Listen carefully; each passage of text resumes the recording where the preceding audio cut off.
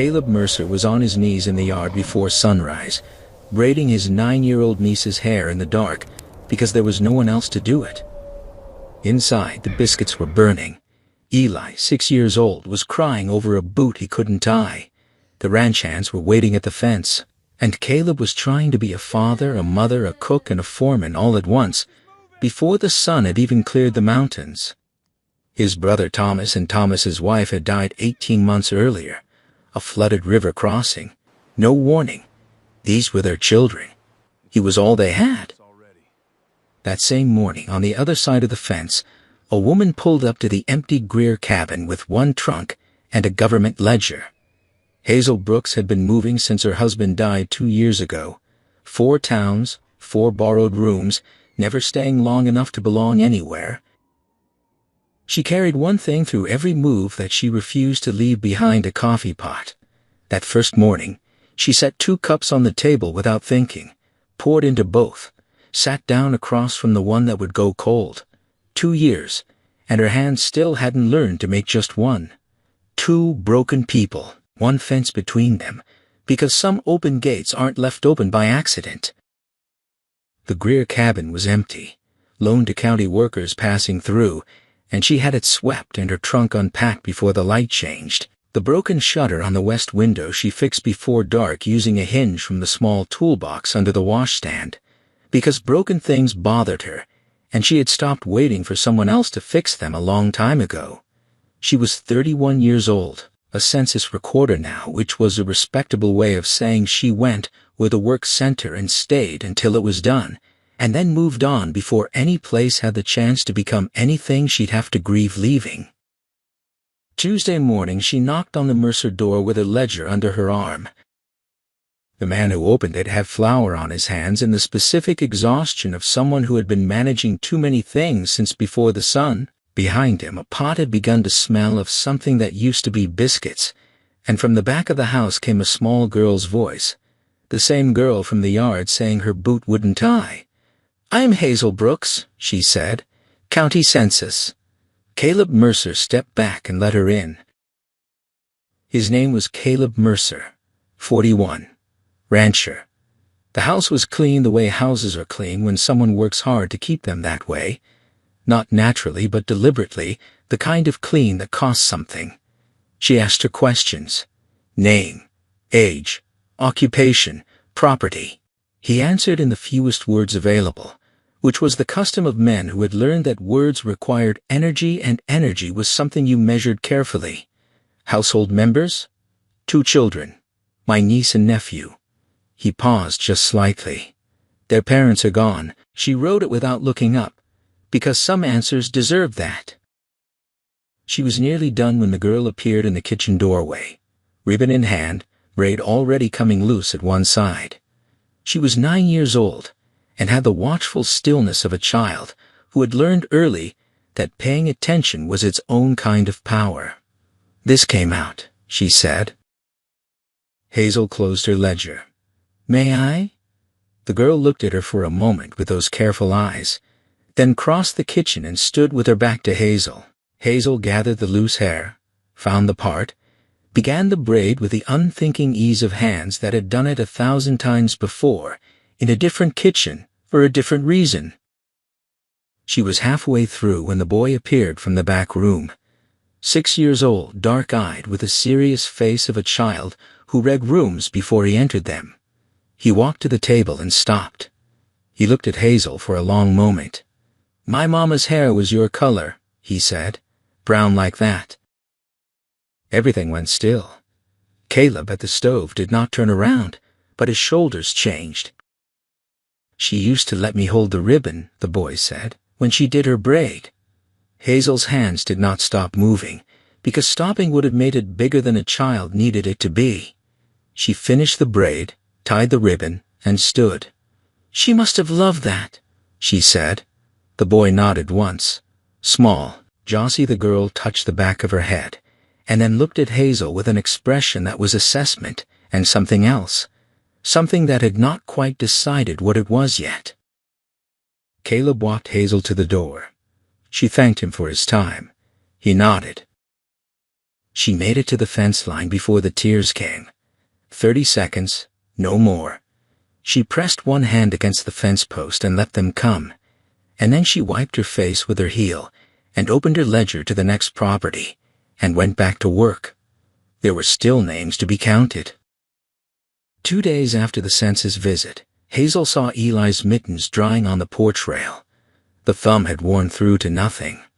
Jossie's coat, hung by the door, had a shoulder seam mended so many times the mend itself was fraying.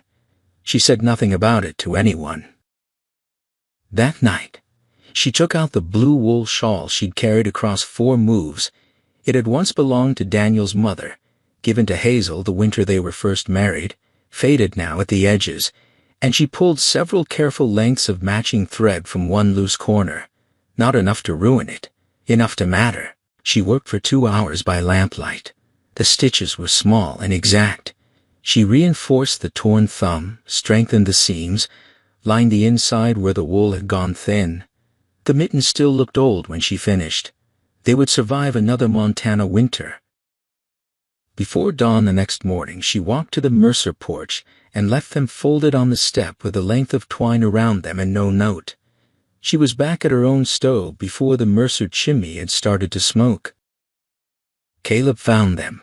He turned them over in his hands for a long time. The stitching was patient, careful, not trying to hide the repairs, trying to make them last. He looked at the empty road and said nothing. 3 days later, Hazel came home to find the lean-to post outside the Greer cabin straightened and restaked, the latch on the gate repaired, the broken step braced with fresh-cut pine. Tucked under the new latch was a short piece of blue wool thread, the same color as her shawl. She stood at the gate and smiled at nobody. Neither of them said a word about any of it. Some kindnesses speak loudest when they go unacknowledged. It was Jossie who told her about the tree. Friday evening, walking the fence line home, Hazel paused at an old stump near the Mercer yard, silver with age, wide, half its roots pulling from the ground, something that had once been substantial. Jossie was on the porch with a book she wasn't reading. "Grandfather's," she said. "He planted every apple tree on this property. Lightning took that one the same summer our father died." She looked at the stump, the way she looked at things with history in them. "Uncle Caleb said he'd replace it." "Some things you mean to get to," Hazel said, "and the getting to becomes its own kind of grief." Jossie looked at her with new attention. Hazel touched the old wood once and went home. She did not think about the stump on purpose. It stayed with her anyway, the way an unfinished thing stays quietly, without asking permission. The following Sunday, a hard rain came in and did not stop. Hazel crossed the fence with her coffee pot because she had made too much, and the Mercer kitchen was warm, and she did not examine her reasons more carefully than that. Caleb let her in. Eli was at the table with a piece of charcoal drawing something complicated. Jossie sat across from him with her primer. The kitchen smelled of wood smoke, and the particular warmth of a house that has people living in it. Hazel set 2 cups on the table, poured, and sat down. Caleb took the chair at the head of the table and looked at the cup in front of him. "I don't drink coffee," he said. She looked at him. "At all?" "No." She studied this as if he had said something that genuinely required working out. "Then how does your morning begin?" The corner of his mouth moved, almost. "Sun comes up." Hazel set her cup down with the seriousness of a woman stating a position she had held for years. "If I did not have my coffee, I would not get out of that bed if the sun itself came and sat down at my table and introduced itself by name." Eli looked up from his drawing. He looked at Hazel, then at his uncle, then back at his drawing. He was smiling at the paper. Jossie pressed her lips together and studied the ceiling. Caleb picked up the cup, drank. His expression did something it clearly had not planned to do. "Bitter," he said. "That means it's real." He looked at her across the table. She looked back with the straightforward gaze of a woman who meant exactly what she said. "Same time tomorrow?" he said. He had not meant to say it. It came out the way true things sometimes do. "I'll bring the coffee," Hazel said. "You've done enough for one morning." Outside, the rain came down on the Montana spring, and in the Mercer kitchen something had quietly moved into a chair and did not look like it intended to leave. Friends, if this story is already settling somewhere warm in your chest, are you a coffee person? Or do you agree with Caleb that the sun alone is sufficient? Let me know in the comments. Now let's go back to Montana. It was not all quiet mornings and coffee. The week after the rain, a section of the north fence came down in the night. A steer leaned through a rotted post and simply walked, and by sunrise 3 cattle were scattered into a neighbor's wheat, and Caleb spent the better part of a day on horseback getting them out, while Jossie kept the stove and minded Eli and a pot of beans that, by noon, had gone forgotten and scorched black on the bottom. He came in at dusk, filthy, and carrying the particular quiet of a man furious with himself, and found Hazel at the stove instead, a fresh pot started, the scorched one already scrubbed and put away. "You didn't have to do that," he said. "I didn't do it for you," she said, which was not quite true, and they both knew it. "I did it because Jossie was trying to fix a meal that couldn't be fixed, and 9 years old is too young to carry that alone." Caleb looked toward the back room. Jossie sat at the table with the braced expression of a child, waiting to be told she had failed at something. He crossed to her, crouched to her level. "You kept the fire going, and kept your brother fed, and didn't lose him once in a day I wasn't here," he said. "Burned beans is the least important thing that happened today." Jossie's shoulders came down, just slightly, which for Jossie was the equivalent of tears. Hazel turned back to the stove, and did not say anything because some moments belonged only to the people inside them. It was Pearl Olafson who said it first, at the Mercantile that same week, while Hazel was waiting on flour. "Those Mercer children," Pearl said, not unkindly folding her receipt, "look better than they have since the accident." She glanced at Hazel with the particular look of a woman who has already connected the pieces and is only saying the polite version of what she knows.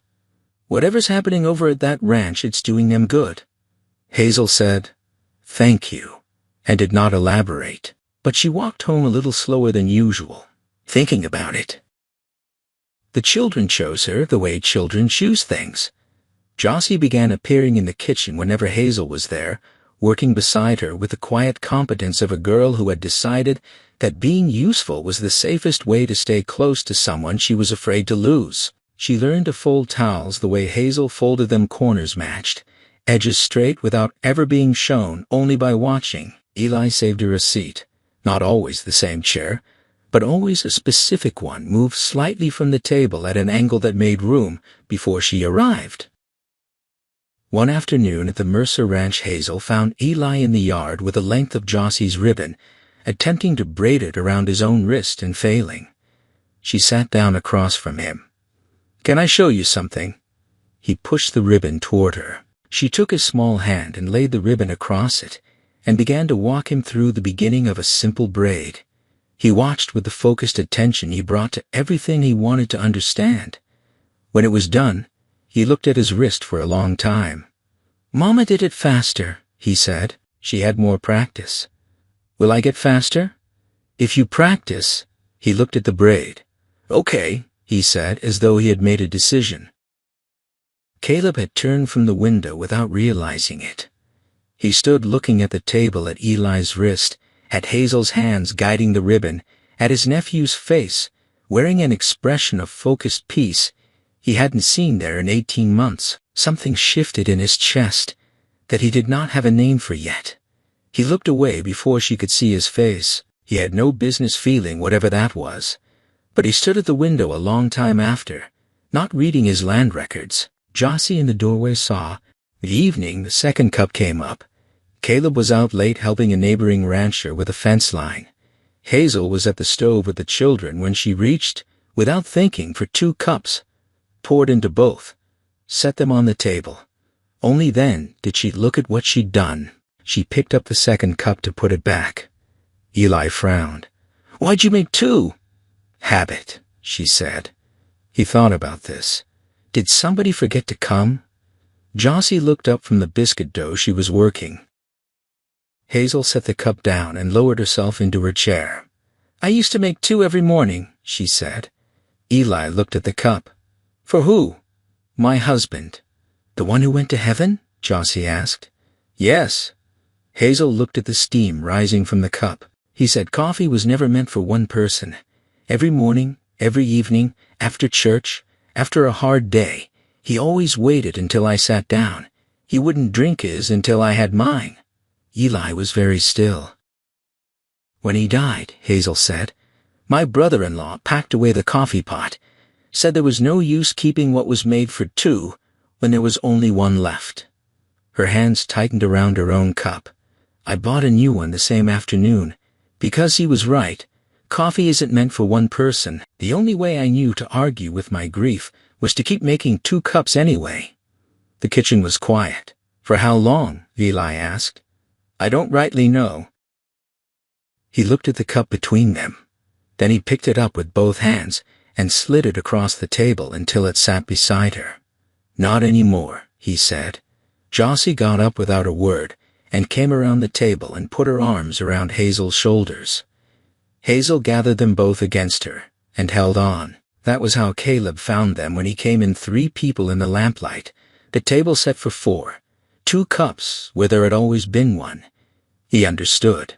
He took the second cup from where Eli had left it and crossed to the stove and poured it full and sat back down and drank it and did not say anything about it, which was the truest thing he had done in a long time.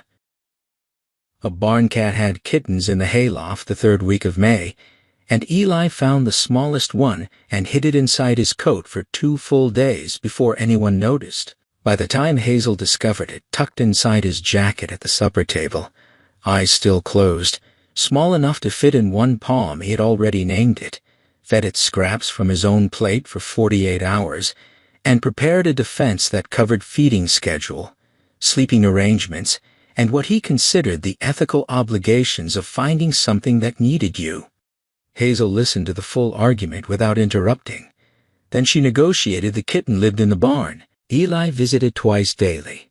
Eli accepted this with the expression of a child who knows he got a fair deal. "You'd make a decent circuit judge," Caleb said from the doorway. "I've had practice," she said. He almost smiled, which was different from smiling, but in the same family. Franklin Carter introduced himself to Hazel at the dry goods counter on a Wednesday with the pleasant confidence of a man who had decided something and was going about it honestly.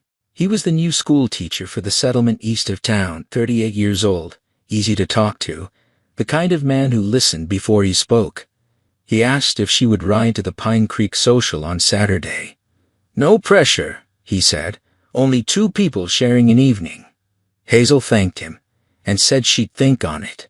That evening, Eli arrived at her cabin carrying a basket of eggs from Caleb's hens, Jossie beside him, and neither child said anything about Franklin until they were nearly home, when Eli stopped in the middle of the trail and turned around. "Are you going somewhere Saturday?" he asked. "I haven't decided," she said. He nodded once, the way he nodded when he was turning something over. The next morning, 2 cups were already on the Mercer table when she arrived, poured and steaming, and Caleb was at the window with his land records and did not look up. "Coffee's ready," he said. She sat down. She did not go to the Pine Creek Social. Franklin was a decent man and she wished him well, and that was the end of it. Market day came clear and warm, and Hazel walked the stalls with Jossie beside her, and Eli half a step behind, carrying the basket with the seriousness of a boy who had been given a job. At the far end of the market, a traveling nursery had set up under canvas. Rows of young trees in wooden tubs, cherry, pear, plum, apple. Hazel slowed without planning to. She moved between the rows, running her fingertips across small leaves. The smell of fresh earth rose from the pots. An elderly nurseryman smiled at her. "Looking for shade or fruit?" "Only looking," Hazel said. "That's how most purchases begin." Jossie moved carefully through the trees.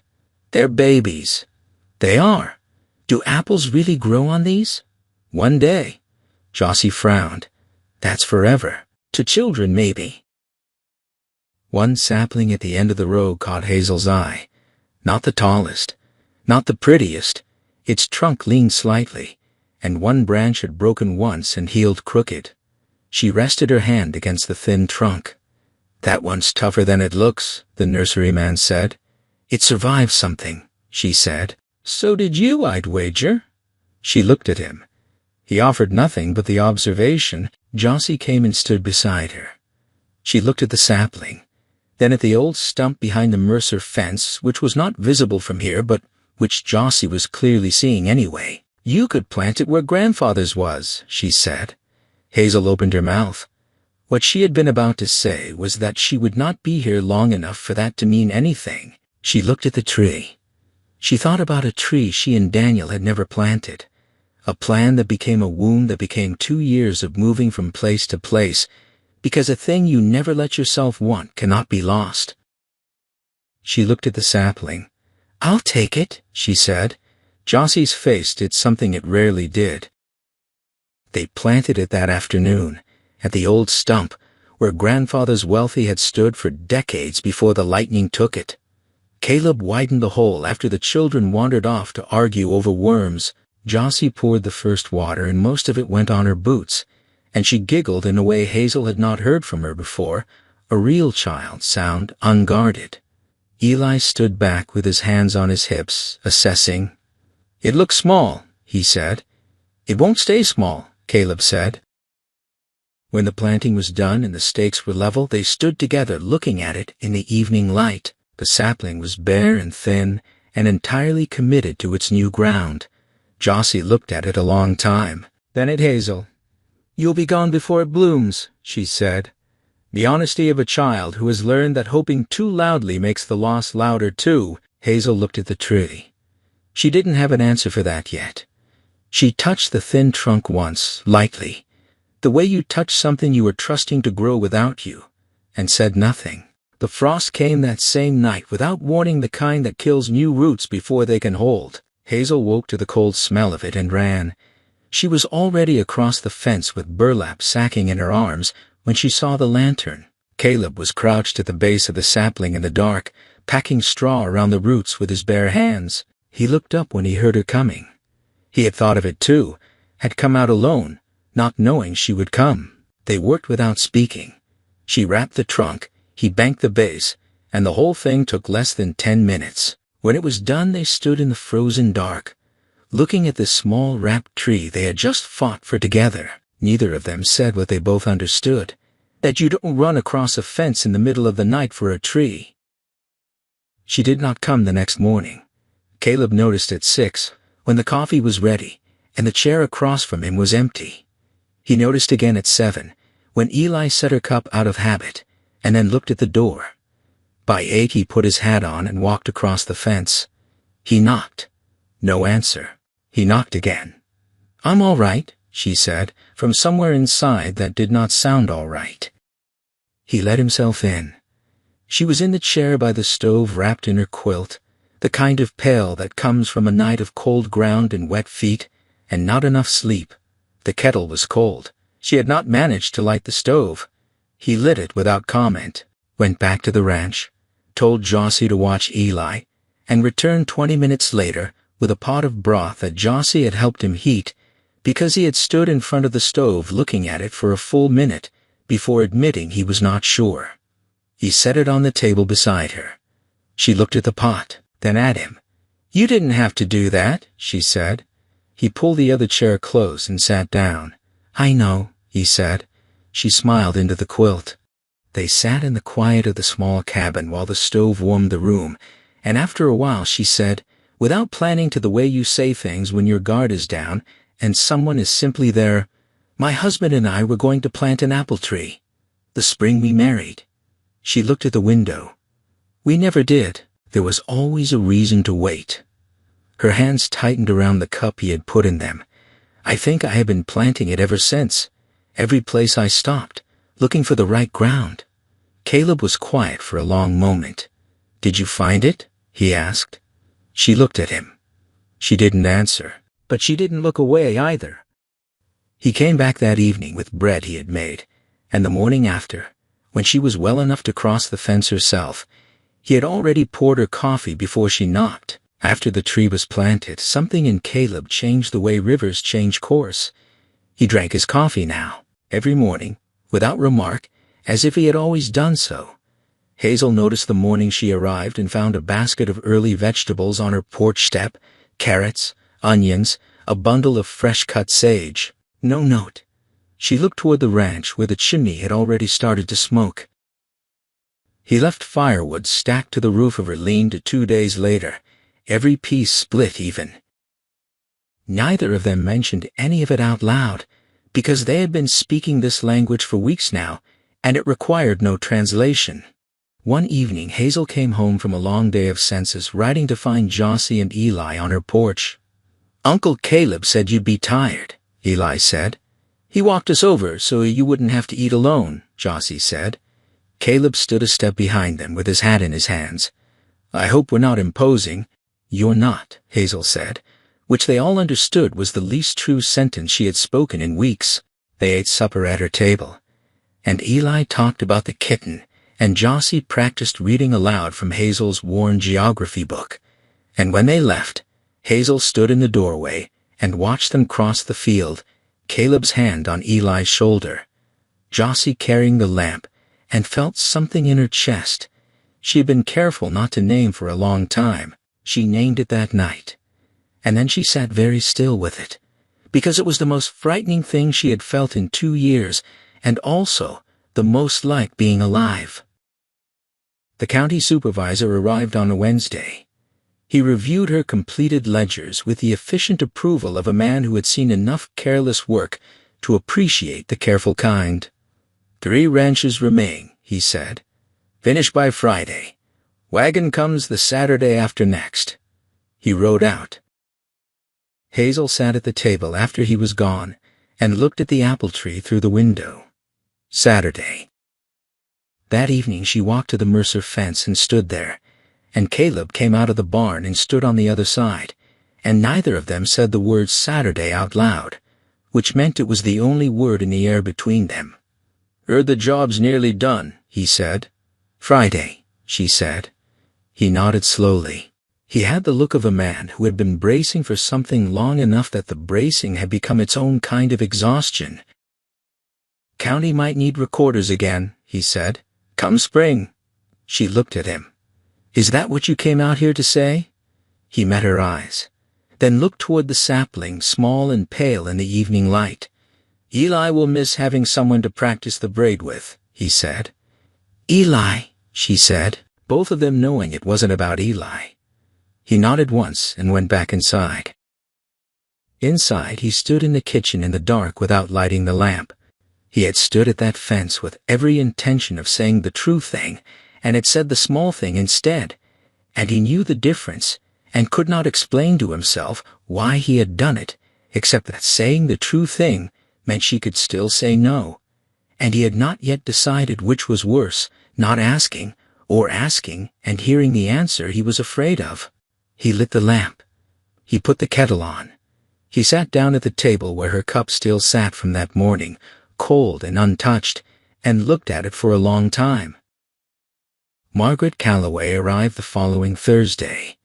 She was Lucy's mother, Eli, and Jossie's grandmother, 62 years old, sharp and upright, and married to a man with enough money to give her opinions the particular confidence that comes when the world has generally agreed with you. She had grieved her daughter genuinely for 3 months, and then begun, quietly and methodically, to grieve the question of what would become of Lucy's children, which was a grief she found easier to act on. She had been watching the Mercer Ranch. She had heard, as everyone in the valley had heard, about the census widow who came every morning, who the children had attached themselves to, who was at the Mercer table more evenings than not. She had heard at the dry goods store that Hazel's census work was nearly done, and she had, without telling anyone, written to the county seat to inquire about the legal standing of a maternal grandmother in matters of guardianship, should such a matter ever come before a judge. The letter was still in her drawer. She had not sent it yet. She was waiting to decide if she needed to. She came to the church supper on a Friday evening. Hazel came with an apple cake, sat beside Jossie, and was halfway through a quiet conversation with Eli about whether the tree needed more water when she became aware of someone watching her from the far side of the room. Margaret came to the table midway through the meal, while Caleb was up getting coffee. She sat down across from Hazel with the posture of a woman who had decided something. "You seem like a decent woman," she said, which was not a compliment. Hazel looked at her. "But decent women understand," Margaret continued, with the particular quiet of someone who has rehearsed, "that a man in Caleb's position, a widower, raising 2 children alone, with no formal arrangement in place, is in a vulnerable situation, and that people will draw conclusions about a household that cannot explain itself." Eli had gone very still.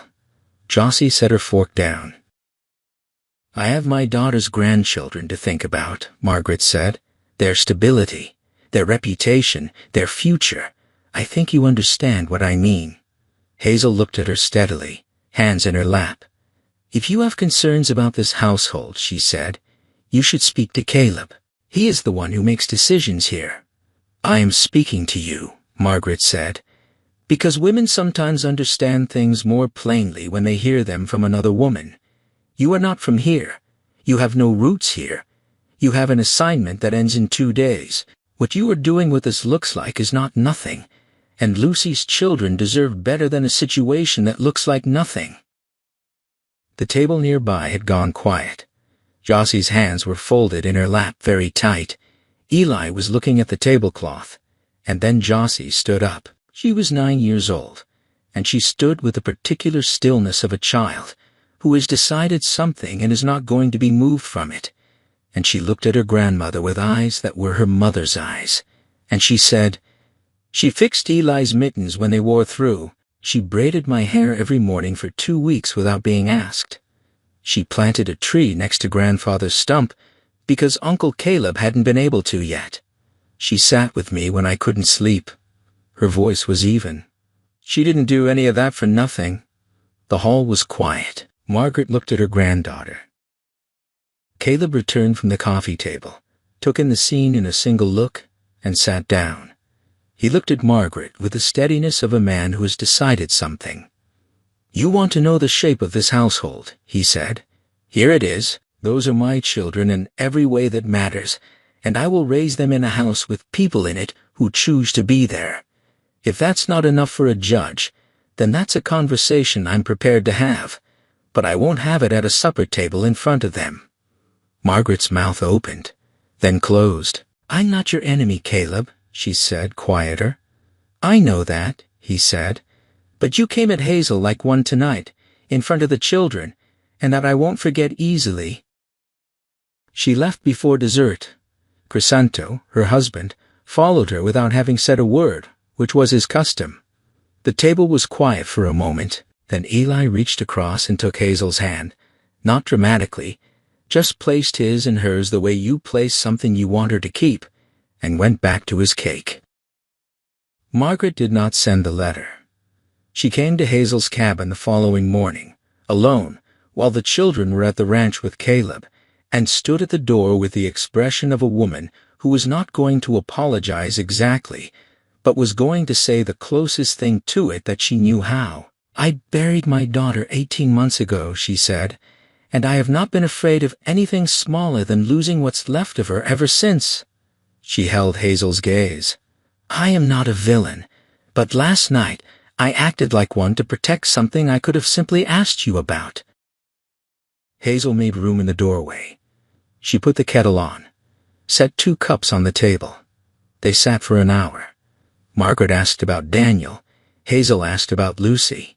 2 women with their hands around cups, talking about the people they were still learning to live without. When Margaret left, the letter stayed in her drawer. She came to supper the following Sunday, and let Eli show her his braiding practice without comment, and that was the beginning of a different kind of peace. Saturday morning arrived cold and clear. Hazel's trunk sat in the middle of the cabin floor. Not packed yet, but present. She had moved it from the wall the night before, and had not moved it back. She filled the kettle, reached for 2 cups, poured both. She sat with them for a long time. Then she carried 1 cup to the fence and set it on the post. The apple tree stood in the early morning, new leaves small and green, steady. Caleb came out of the barn and saw the cup on the post and crossed to the fence slowly. She was looking at the tree, not at him, and he stood there understanding with a clarity that had arrived too late, that he had spent 18 months learning to hold things together alone, and somewhere in the last 6 weeks had forgotten how to imagine doing it that way again. He had said the wrong thing at every fence, every doorway, every moment that asked for the true sentence. He was still holding the cup. The wagon would come at 9. The cabin door burst open. Eli came across the yard at a dead run with his coat sideways and his laces trailing, and the urgency of a child who has woken to something he absolutely cannot allow to happen. He stopped at the fence, breathing hard, and pulled something from his coat pocket. A small wooden apple. Rough, uneven, carved from a piece of fence wood. He held it out to her with both hands. "I made it," he said, "for when you can't see the real one." Hazel looked at the carving, at his serious, earnest face. Her breath caught. He pushed it a little closer. "Please," he said, "don't make him eat alone again." The yard went still. Jossie had come out onto the porch. She stood with her arms at her sides. Caleb stood at the fence with the cup in his hand. He looked at Eli, then at Hazel. He set the cup down on the post between them. "You'll be gone by spring," he said. The words he had carried for weeks, said now not as a fact, but as the last thing standing between him and the harder sentence. Hazel looked at the tree, at the small carving in her hands, at the cup on the fence post. She smiled. "Then why did I plant an apple tree?" The yard held that. Jossie sat down on the porch step, slowly, as if her legs had decided for her. Eli looked from Hazel to his uncle with the expression of a boy waiting to see if the adults were finally going to do the obvious thing. Caleb looked at Hazel for a long moment. "Spring's a long way off," he said. "It is," she agreed. "Cabin's empty until then, and after." She looked at him, at the children, at the tree with its roots already deeper than they looked. She set her bag down on the Mercer side of the fence. The wagon came at 9. It rolled past the end of the lane without stopping. The letter Margaret had written to the county seat she burned in her kitchen fireplace that afternoon, and she came to supper the following week, and the week after that, and eventually the Sundays at the Mercer Ranch became simply the way Sundays were. The ceremony was small. The minister, 2 witnesses, an apple cake Hazel made herself. Jossie signed as a witness in careful, deliberate letters. Eli wore a collar he kept straightening and finally gave up on. When they came out of the chapel into the afternoon sun, Eli took Caleb's hand, and Caleb looked down at the small hand in his, and did not trust himself to speak. And Hazel, watching from his other side, saw his face in that moment, and understood that this was the thing he had needed most and not known how to ask for. 7 years later, the apple tree was taller than the porch roof. Eli, 13 now, climbed it the way he had been climbing it since he was 8, with more confidence than caution, which had not changed. Jossie stood below with her arms crossed, which also had not changed. The first apple had come in the tree's 4th year. Hazel had brought it inside and set it on the table, and nobody ate it, until Caleb cut it into 4 pieces and handed them around without ceremony, the way he did everything that mattered. This year the branches were heavy. Hazel made the first pie of the season on a Saturday morning with the kitchen door open and the smell of cinnamon reaching all the way to the barn where Caleb was working. He came in before she called him, the way he always did when something good was happening in the house, not because she asked, but because he had learned, 7 years ago, that a home with Hazel in it was worth walking toward. He sat down at the table. 4 cups, a pie cooling on the sill, an apple tree outside the window, finally bearing everything it had always promised, and on the table between the sugar bowl and the coffee pot, still sitting where Hazel had placed it the morning the wagon passed, without stopping, a small rough wooden apple, cracked along one side, that nobody had ever moved, because some things earn their place not by being beautiful, but by meaning more than anything beautiful could.